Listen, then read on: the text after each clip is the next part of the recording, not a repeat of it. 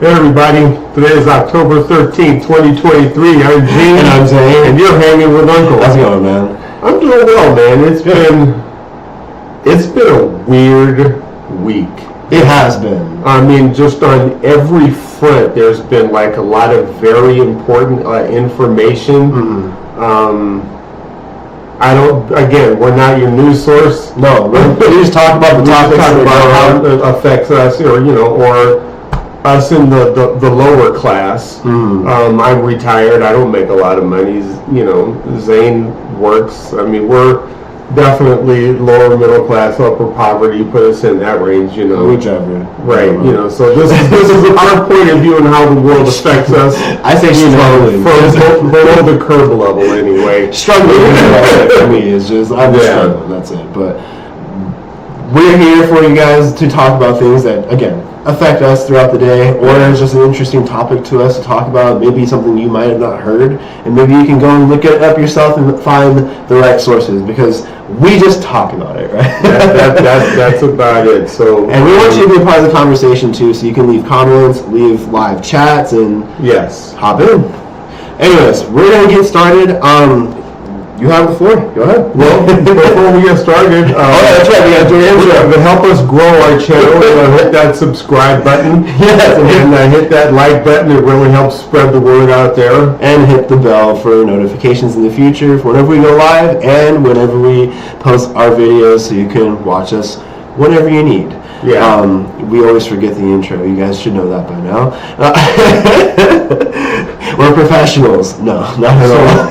Real quick, I was talking to a buddy of mine, and he's like, Gene, why do you refer to him as Cadet Bone Spurs? Oh, yeah. Now, I've mentioned it before. Yes. So, to avoid being drafted and serving his country, Donald Trump faked having bone spur injuries.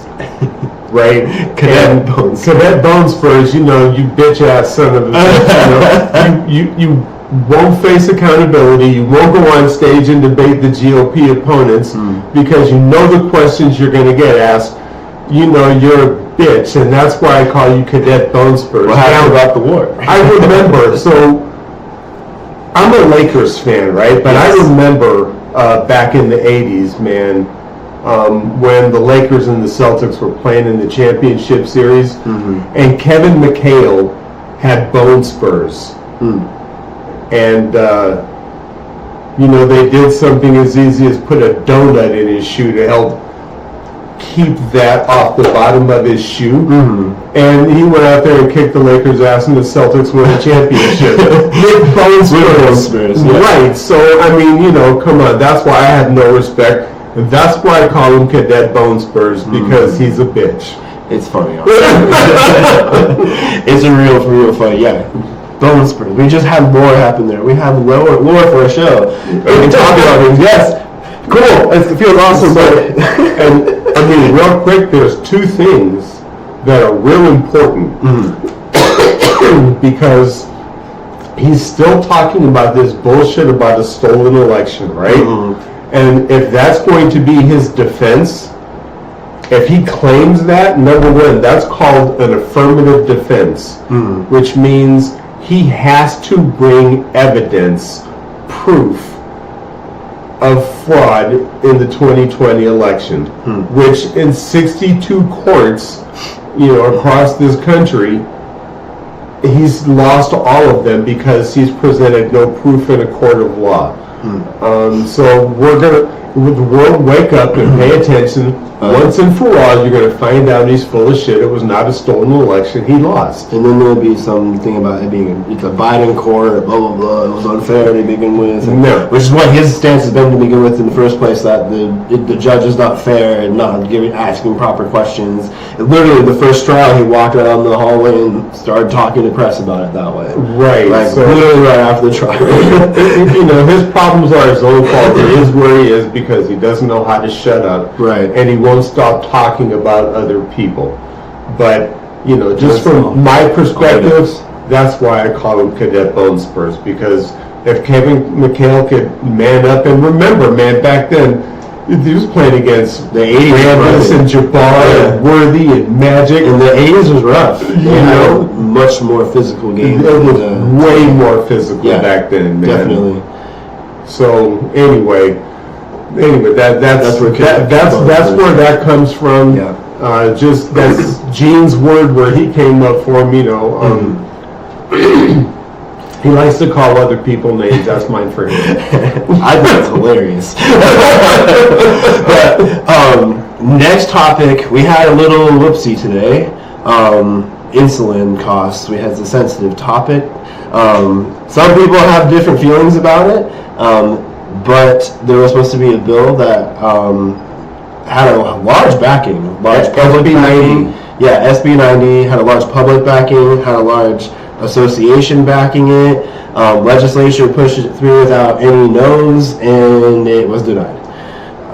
So this happened in California. Governor Newsom vetoed that today. Yes, and the bill is supposed to have cost for insulin, I won't say insurance, to be no more than $35 for anybody who is in need for it. But raising insurance premiums would have been a part of that. But like 0.02%. But most of California voted for it. Of course, that's where that bill came from. So I'm sure they were all okay with it. They're all okay with that little premium cost increase for those who had a 67% decrease on the outcome for the payment they would be making on their insulin. I almost said insurance again. I keep doing that. But yeah, that's what they're okay with sacrificing. They're okay with increasing their cost by 0.02% to have a 67% decrease for those who need insulin. And all I can say is now, I'm not like trying to defend Governor Newsom here, but just to have the conversation, to look at the other side of the coin. We know that he's already spent taxpayer money to sign a contract with, was it Civica? I can't remember the name of it, but some insulin company. Some pharmaceutical company that was going to produce insulin at a cheaper cost for the citizens of California. But right now, I believe from the last thing that we read, that their approval is at the FDA, and who knows how long that could take, because that's based on science, not a timetable. So that's where the process is, and then, you know, that's all I can say is that for vetoing this, he better have a good reason, because if not, he's committing political suicide if he ever wants to higher aspirations past governor of California. 3 million people have diabetes in California.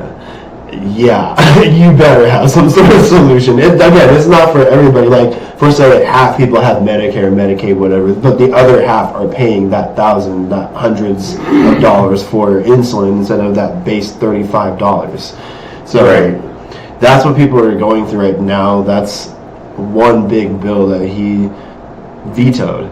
But yeah, it's a big blow for those guys who have diabetes, because they really are dependent on that. They, instead of rationalizing it, is that it? Rationalizing, they have to basically extend the duration or time of them using their insulin by using reduced amounts of it to extend it, instead of using it the correct way.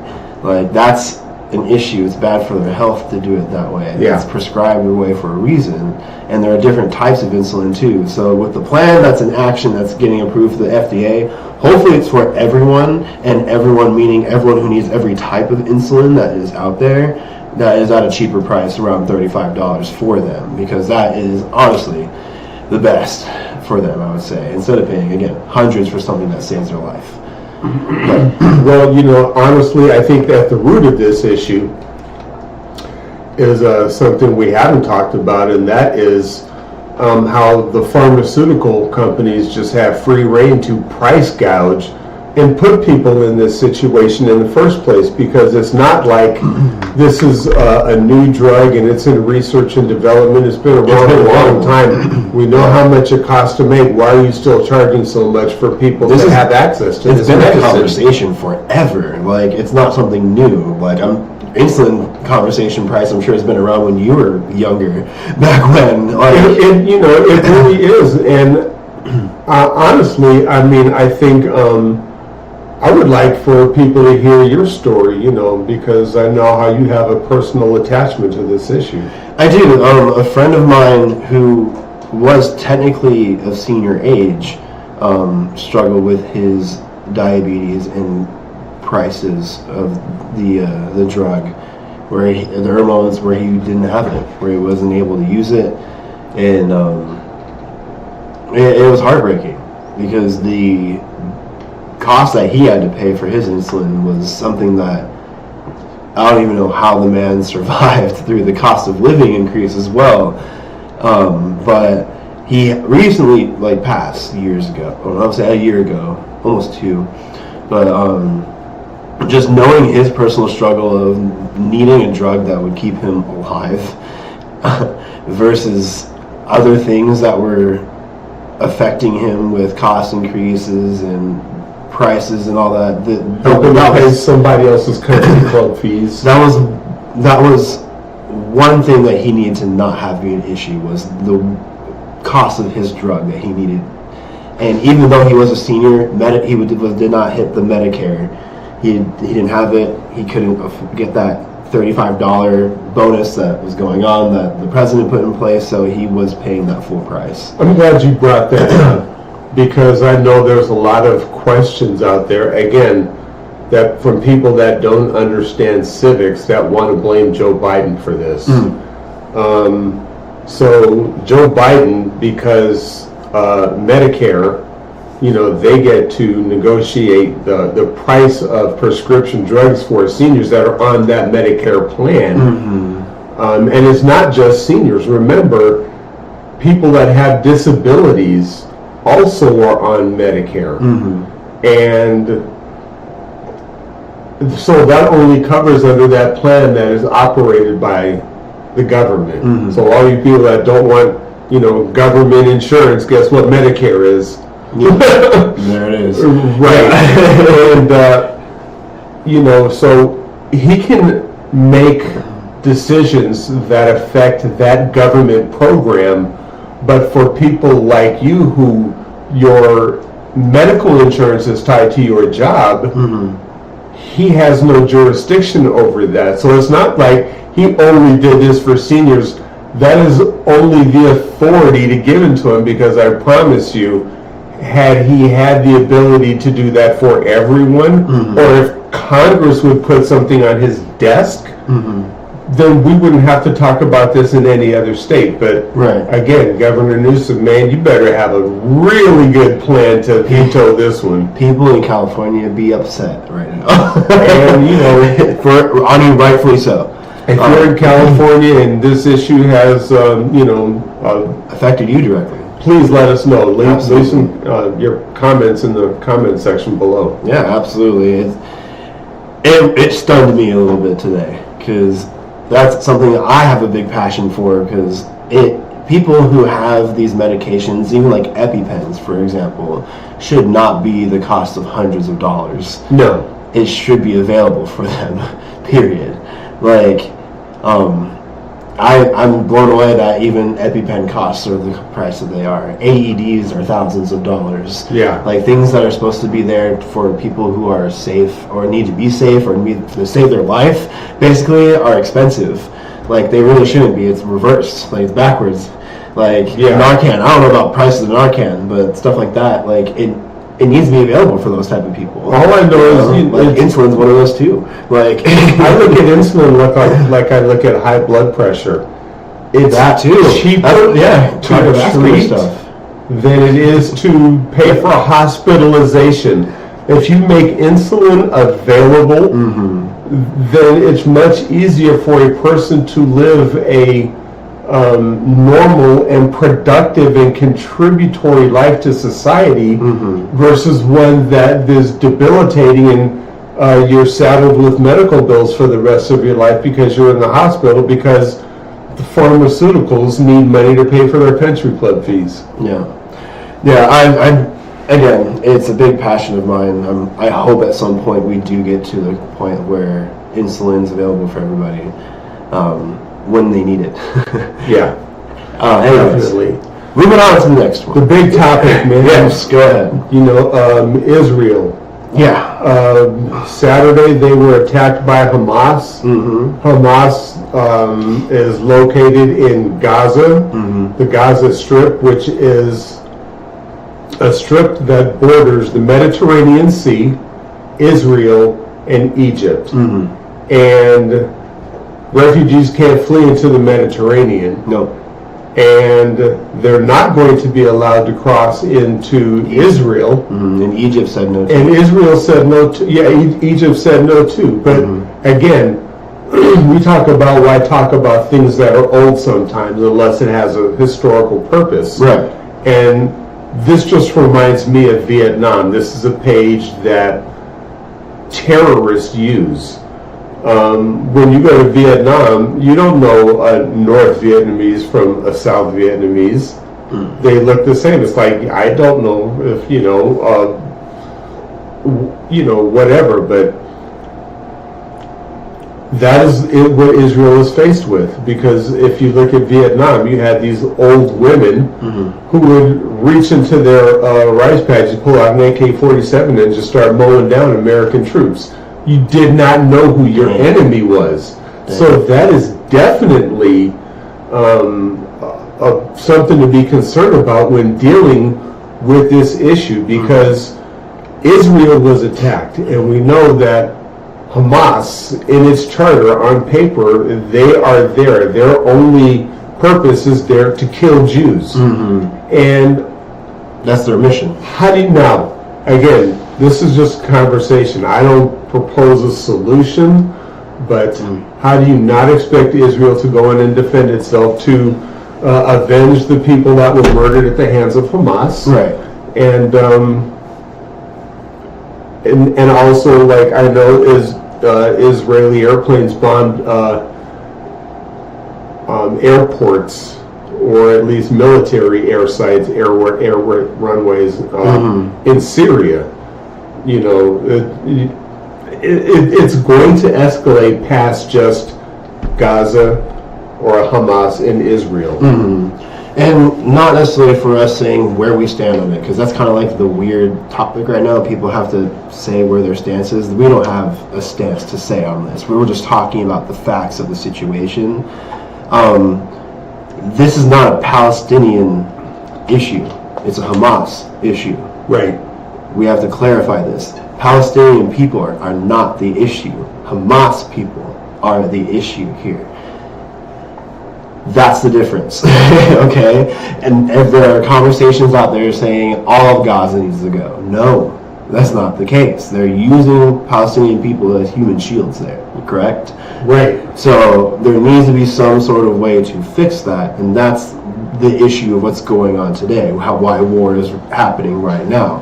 They're defending themselves. Either it's video. If you go and check footage, you'll find it online. Them defending from missile attacks. It's like the big dome that they have that has a bunch of... The Iron Dome. Thank you. That's what it's called. The Iron Dome. There's footage of it doing its magic. Yeah.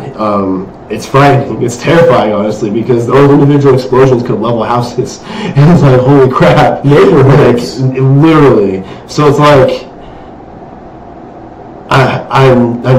war is never something that I want, but to have war crimes happening at the initial start of this war is issue number one. But like, what does it have to do with us? Like we've asked each other earlier. Yeah. Not a darn thing. And this is important because we talked about this last week. With a dysfunctional house, with no Speaker of the House, Congress is the only entity in the American government that is authorized to spend money. Not the president. No. Congress. and that is the House of Representatives and the Senate. The Senate is together. They're behind spending money to help Ukraine and Israel. But legally, without a speaker, how is it going to get through the House? And well, Republicans are supposed to replace the speaker, right? So Republicans have the majority. The last few candidates that kind of fell short. Well, I don't want to get off topic because that's a whole other issue, but that's something you guys can look up. It really is. So, how it affects us, number one, Ukraine is not a member of NATO, but neither is Israel. We have an alliance with Israel, but that's not everybody else. So that's why we have the carrier group there in the Mediterranean.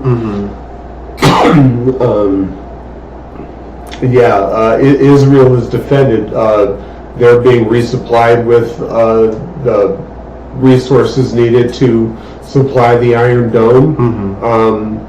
But again, what is the solution? Because there's over 2 million people in the Gaza Strip. So, excuse me, thank you. It's like, do you kill 2 million people to eradicate 100,000? You know, it's like that. That's when you hear talk about that, or just level the Gaza Strip. Well, you know that's what you're dealing with. Exactly, that's what you're talking about. But there's no diplomacy with terrorists, with Hamas. There's a bunch of information, but a bunch of misinformation going on out there about the war. So please look for your info with caution, because there is fake information out there that is surfacing around it as well. But most of the information that is going through, not necessarily like verified sites, but news and sources, definitely is real. This war is happening. It is killing thousands right now. First day was around 700 apparently casualties. There was a festival that was going on, and military personnel walked through and just started mowing people down, and even shooting through urinals. But one question comes to mind: where do they get the M4s that have ACOGs on them? Beats me. That's another question to ask later. Well, we do have dumbasses to hit, correct? We do. I have one I can go on about forever, but it sounds like Zane's crazy. I will start. Best Buy has removed, or is going to start removing Blu-ray and DVDs off its shelves. It's coming. The apocalypse is happening. But, okay, I know, I'm crazy, but you will no longer be able to hold and have possession of movies anymore, unless you have them downloaded onto a drive somewhere, you sneaky person. But you no longer have to have those in possession. Why? Because you're paying monthly fees to watch movies on a service that if you were to stop paying for it, you will no longer have permission to watch that movie anymore. It gets taken away from you. Bye-bye. While I still have my copy of My Bloody Valentine I will watch on Halloween, you won't be able to watch it on Netflix if you don't pay for your subscription anymore, or your Hulu subscription, or the Fox subscription, or your Prime, or Disney, exactly. So while monthly subscriptions are becoming cool, there are more bills that we're paying instead of paying ourselves in longevity by buying hard copy. But I see what I did there. I segued in there. I like how you snuck pay yourself. I snuck it in there. But yeah, I don't know. They're removing hard copies off the shelves. Go and get it quick. I'm gonna be honest. I'm buying Wii video games because we're gonna start having to pay subscriptions for games at some point. I see it happening. Yeah. But anyways, that's my dumbassery of removing hard copies off of shelves. Oh no, here we go. But yeah, that's it. That's my dumbass. So back to back, man. Here we go. Cadet Bone Spurs wins. I think he has the title now. Marjorie's in second. And man, so he made a comment about he never took an oath to support the Constitution. Therefore, the 14th Amendment doesn't apply to him.